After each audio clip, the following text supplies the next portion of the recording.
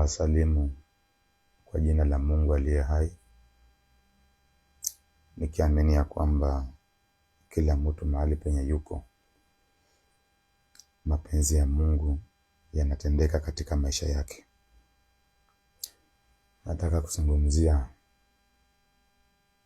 mada ambayo inasema kuharibu uadui katikati ya wanadamu. Nimekuwa nikizungumzia mada hii ili kuweka mambo vile inatakana kuwa, ili tukaondoe uadui katikati ya wanadamu, kwa sababu sio mapenzi ya Mungu, ni wanadamu wenyewe ambao tumekusudia kwa sababu ya kukataa maagizo ya Mungu, alafu baadaye kuweka lawama mahali pengine. Nimekuja kugundua katika hii maisha ya kwamba wanadamu wengi hawataki kujua pande mbili za Mungu.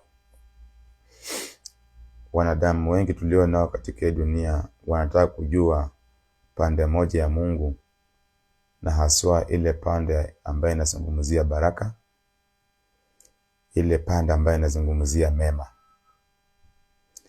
Hawataki kujua pande ambayo inazungumzia laana. Hawataki kujua ile pande ambayo inazungumzia balaa katika maisha, inazungumzia uharibifu. Mungu anapoumba hii dunia anaeleza mambo yake wazi wazi sana. Yeye mwenyewe anasema ya kwamba yeye ndiye ameumba hii dunia na vitu vyote vilivyo ndani ya dunia ni mali yake. Na akasema kwamba hakuna kitu ambacho kiliumba isipokuwa kimetokana na yeye. Lakini wanadamu tunapenda haswa upande ule ambao Mungu anazungumza mambo mema. Lakini nataka tuangalie pia kuna upande mwingine pia Mungu pia anazungumzia mambo mabaya. Unajua tuko katika hii dunia, lakini ni kama tunakaa katika hii dunia na tunataka tu kusikia upande wa mtu kuzaliwa, alafu upande wa mtu kukufa, hiyo hatutaki. Ni kama tuko katika hii dunia tunataka tu upande wa mtu kufurahi, lakini upande wa mtu kulia, hiyo pia hatutaki. Na yote imeandikwa katika hii dunia. Ni kama tuko katika hii dunia tunataka tu upande wa kuvuna, lakini upande wa kwenda kupanda hatuko tayari. Lakini katika hii maisha ndio uvune, lazima utapanda. Unajua hii ndio shida ambayo mwanadamu amekuwa nayo tangu mwanzo, ya kwamba tunahitaji tu upande ule ambao sisi wenyewe tunahitaji, lakini upande mwingine wenye pia tunahitaji kujua, huo upande hatuko tayari.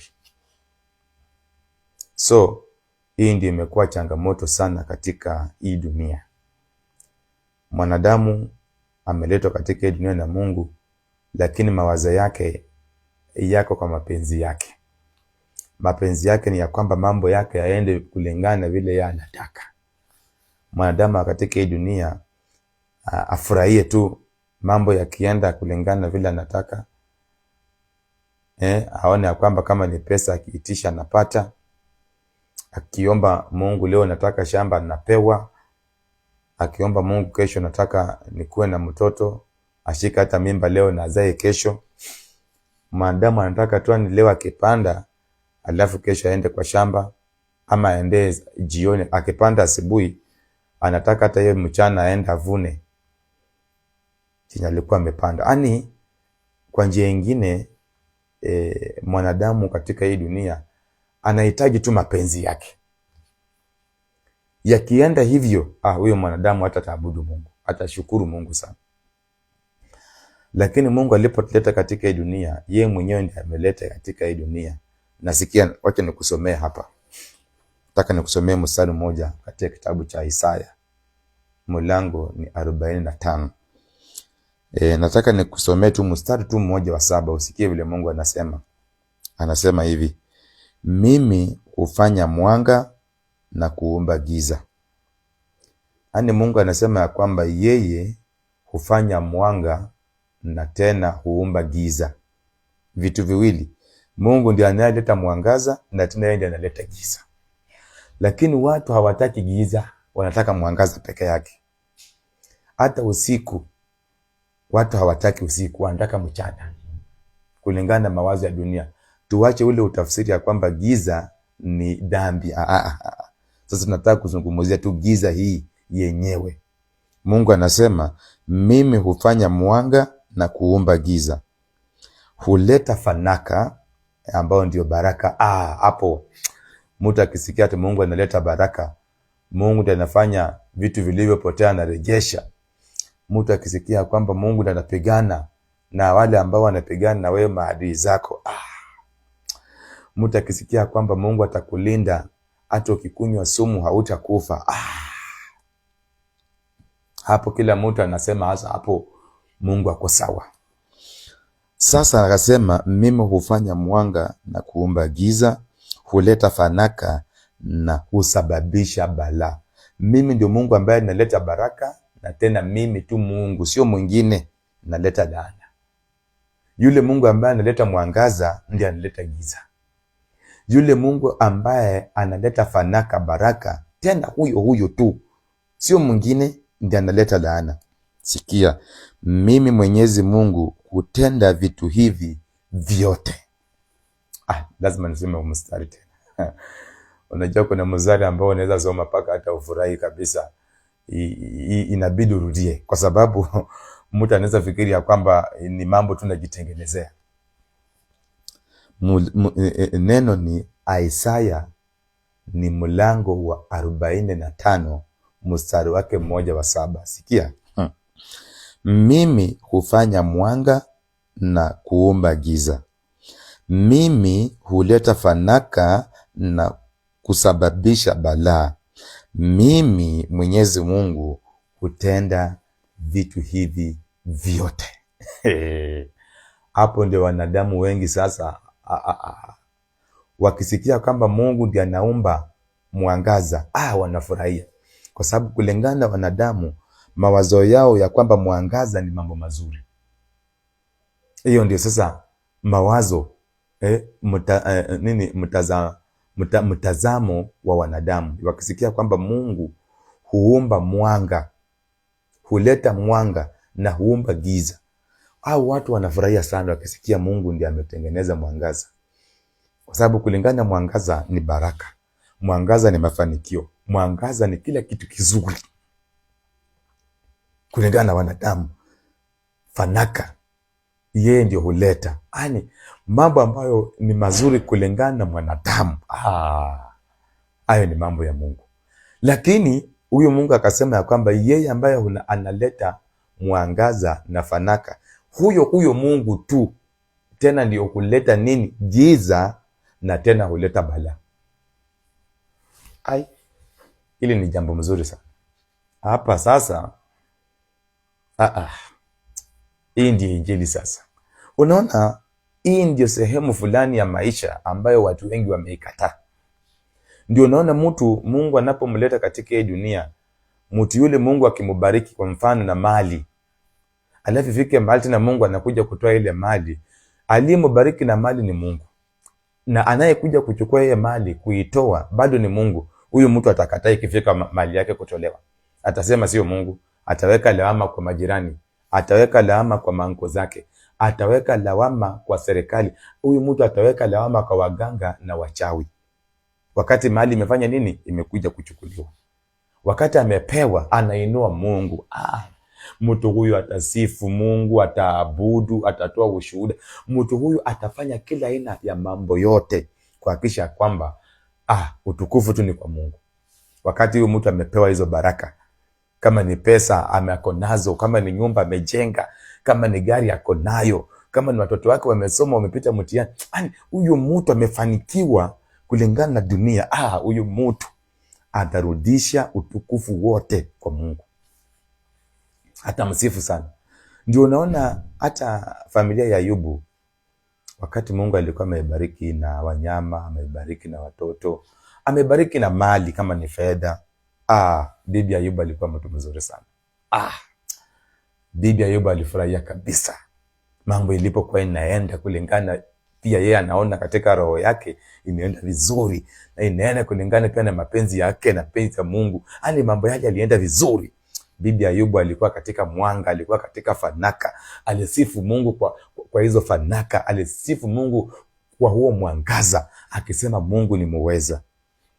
Yule Mungu aliyempatia hizo mali, alipokuja yeye mwenyewe tena kuzichukua, hapana. Bibi Ayubu aligeuka, alikata, akasema tena hii kama ndio Mungu, huyu Mungu mwenye alileta hii mali, huyu Mungu mwenye alitupatia hii mwangaza, kama tena amekuja kuchukua hii mwangaza, ameleta giza tena, kama huyu Mungu analeta hii balaa, hapana, huyu Mungu alaaniwe, Mungu atukanwe, hapana, haiwezekani bwana, hatutaabudu huyo Mungu, huyo sio Mungu tena, wala. Bibi Ayubu alikata. Hivyo ndivyo mwanadamu alivyo, mpaka ufunuliwe na ukubali kufundishwa na Mungu, utaelewa. Wanadamu wengi wanataka mambo yaende sawa sawa na mapenzi yao, sawa sawa na furaha ya mioyo zao. Sasa huyu Mungu ambaye analeta mtu, wakati mtu anazaliwa, unaona vile watu wanafurahia sana. Mtoto akizaliwa bana, watu wanakuja na zawadi, watu wanasifu Mungu, watu wanakuja kupiga hongera kwa yule aliyemleta, watu wanakuja wakisema kweli, safi, umetenda vyema, congratulations. Kila aina yote ya sifa huyu mtu anapewa. Mtu anapokuja katika dunia, unasikia Mungu ndiye anapeana watoto. Lakini wakati wa mtu kuondoka, hata akiwa mzee, hakuna mtu ako tayari. Lawama zote zinabakia kwa waganga. Wakati huyu Mungu alileta huyu mtu, hakuna mtu alitaja waganga. Mungu tu peke yake. Wakati huyu Mungu anakuja kuchukua huyu mtu, sasa sifa zote na utukufu unarudia waganga. Lawama zote zinaenda kwa shetani, ibilisi, nyoka. Muasi, mdanganyifu, yeye ndiye anabeba lawama hizi zote. Wapendwa. Hii mstari naye inanifurahisha, ya kwamba Mungu ndio huumba mwangaza na huleta fanaka. Huyo Mungu tena yeye tu ndio huumba giza na tena huleta balaa. Lakini wanadamu wengi tuko tayari tu kwa fanaka ambayo ndio baraka, tuko tayari kwa mwangaza ambayo ndio mambo mazuri. Lakini upande wa balaa, hapana. Upande wa giza, hiyo sio Mungu. Lakini amesema yeye ndio hufanya vitu hivi vyote. Mtu azikuje kudanganya ni kitu kingine, hapana. Ni Mungu huyu hufanya mambo haya yote. Lakini changamoto tulio nayo sisi wanadamu, tumekubali upande wa baraka na upande wa fanaka. Tumekataa ile sehemu nyingine ya Mungu. Tunakubali Mungu upande wa baraka, tunakubali Mungu upande wa mwangaza, tunakataa Mungu upande wa balaa na upande wa giza. Ani kwa njia nyingine, sisi ni wanadamu ambao tunataka Mungu wakati wa kuvuna. Vitu viko tayari. Mungu, tunamsifu Mungu. Asante sana, tunainua Mungu. Lakini upande wa kupanda, gharama ya kupanda, hatuko tayari. Hivyo ndio wanadamu walivyo. Wanadamu tunafurahia sana, tunasifu Mungu wakati mambo yako safi, tuko na furaha. Mungu ametuinua, ametubariki, ametutimizia yale ambayo tunaona ni mema kwetu, tunainua Mungu. Lakini wakati wa kulia, wakati wa kuomboleza, wakati wa faraja, hatutaki Mungu hiyo wakati. Mungu tu ni mmoja wakati tunamtaka, wakati wa amani, wakati wa furaha, wakati mambo yanaenda safi, hapo ndio watu wengi tunataka Mungu. Lakini wakati wa kulia, wakati wa kuomboleza, wakati wa faraja, wakati wa balaa, wakati wa giza, bwana, kama Mungu anakuja kana kuleta giza, Mungu anakuja kuleta balaa na kufanya tulie, tuomboleze, Kama ni Mungu ni hivyo, hatutaki. Katika hii dunia nimekuja kugundua kitu moja, ya kwamba watu wanapenda asali lakini nyuki, hapana. Nyuki mwenye analeta asali watu hawataki. Chenye wanataka ni asali peke yake. Lakini wacha niulize swali, utapataje asali kama utaki nyuki? Na nyuki ndiye analeta asali. Asali yenyewe haiwezi kujileta, wapendwa, haiwezekani. Lakini nyuki analeta asali.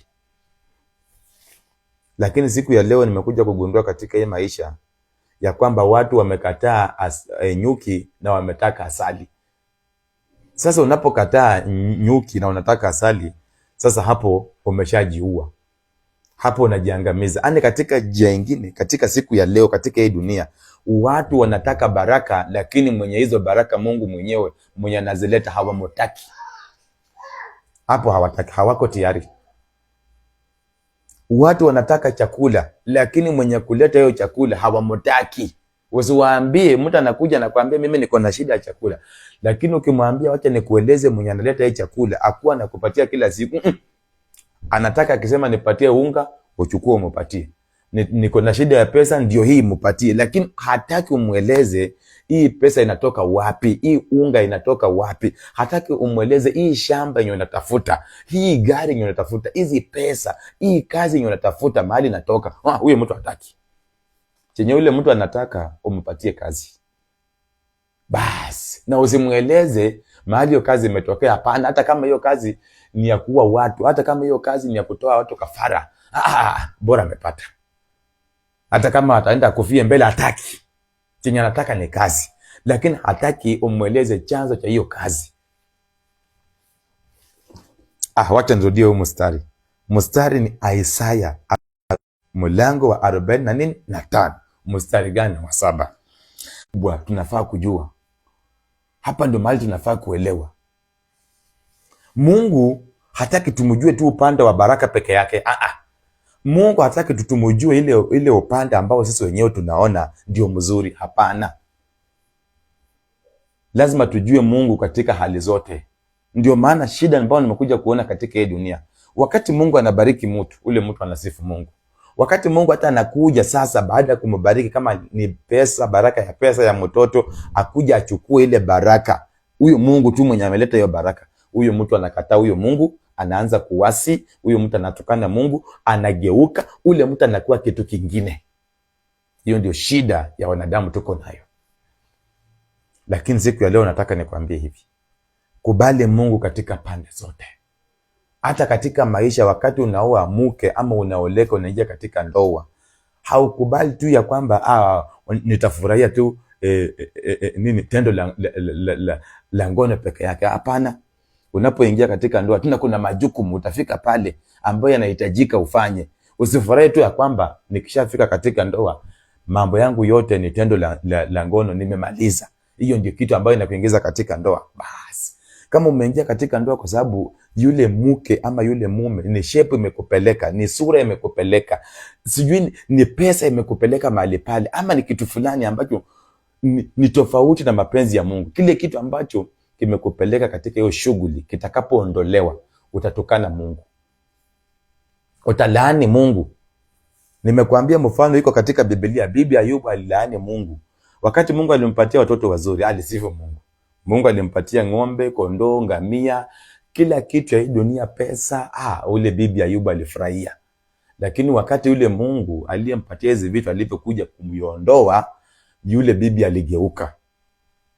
Ndio maana nimekuambia katika hii dunia nimegundua, kwa ule muda nimekaa katika hii dunia, kwa uwezo wa Mungu nimekaa katika dunia. Katika hii dunia watu wanapenda asali na hawataki nyuki. Na nataka nikuhakikishie, mtu yote ambaye anapenda asali na hayuko tayari kwa nyuki, huyo ni mukora. Huyo mtu ni tapeli. Nataka nikwambie, haijalishi kama ameokoka ama hajaokoka.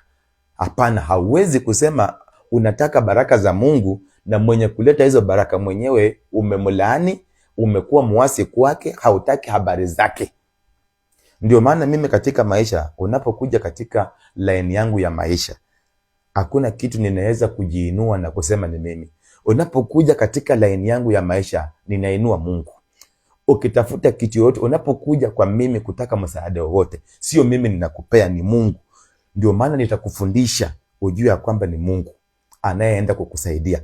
Nikiona kwamba hauko tayari kukubali ya kwamba ni Mungu, basi hakuna haja niharibu wakati wangu kukupatia ule msaada, kwa sababu utukufu utaenda kurudishia mimi na utafanya mimi nikosane na Mungu. Utukufu lazima umrudie Mungu. Lazima nikuoneshe ile kitu ambayo unatafuta katika maisha. Umezunguka katika hii dunia unatafuta mke. Lazima nikufundishe ya kwamba mke ambaye unamtafuta, atakaye kupatia huyo mke ni Mungu. Umetafuta kazi, atakaye kupatia hiyo kazi ni Mungu. Unatafuta shamba, hauna. Ulizaliwa lakini kwenye hata shamba hauna. Siwezi kuja nikakwambia ati bidii kutafuta pesa ndio itakusaidia ununue shamba, hapana. Nitakuonesha shamba lenyewe ni Mungu. Pesa ambayo unatafuta ununue hiyo shamba ni Mungu. Ndio maana mimi unapokuja katika laini yangu ya maisha, ninafundisha mtu kitu kimoja, kumjua Mungu na kujua haki yake.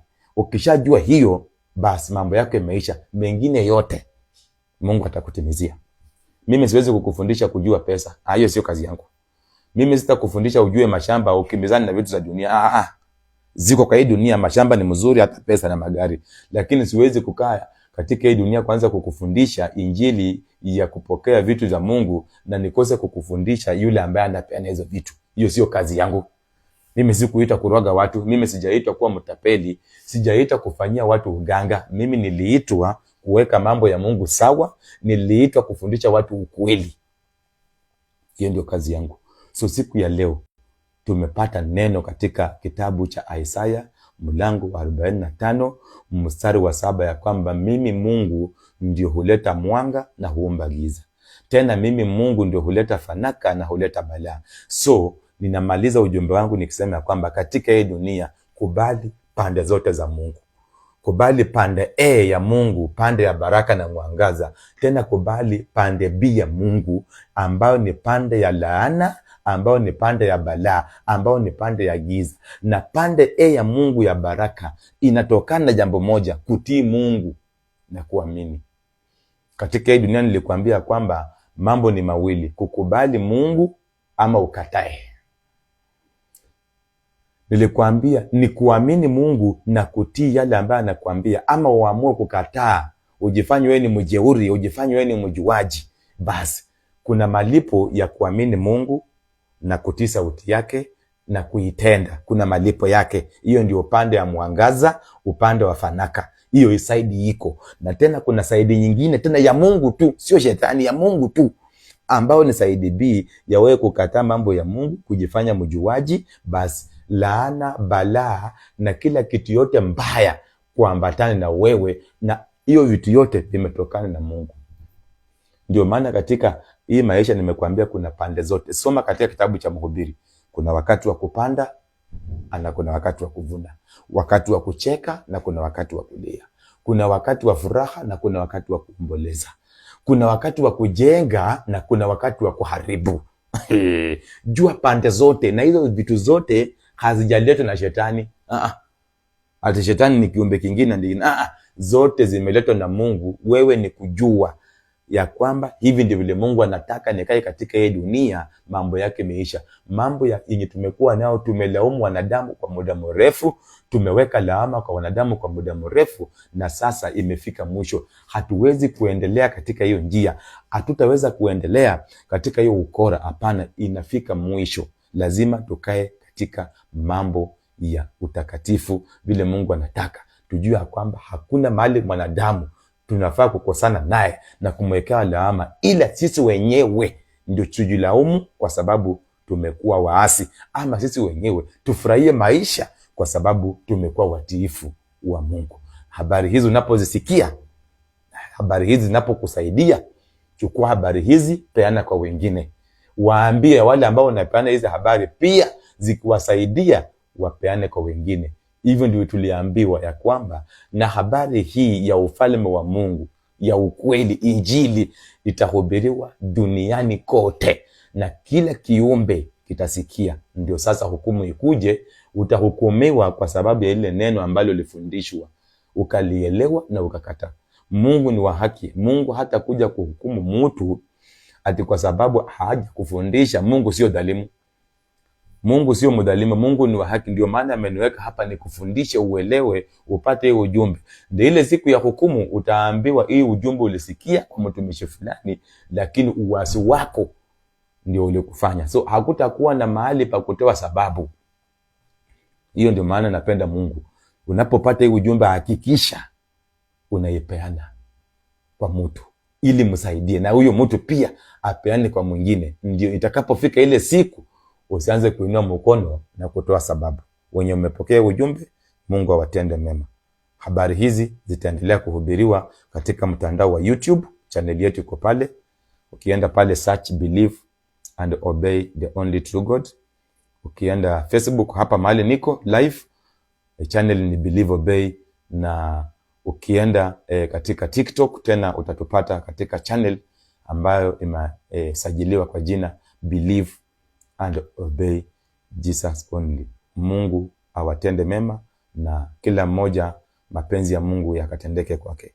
Mahali popote ambapo haujaelewa, Mungu anaendelea kukufundisha na utaelewa zaidi, na hali yote ya maisha ambayo unapitia ndani ambayo inakupatia tatizo, Mungu mwenyewe yuko pale, anaiona na anajua hali zote ambazo unapitia. Cha msingi, kubaliana na Mungu, muamini, umruhusu atimize matakwa yake kwako, nawe utaona nguvu za Mungu. Mungu awabariki.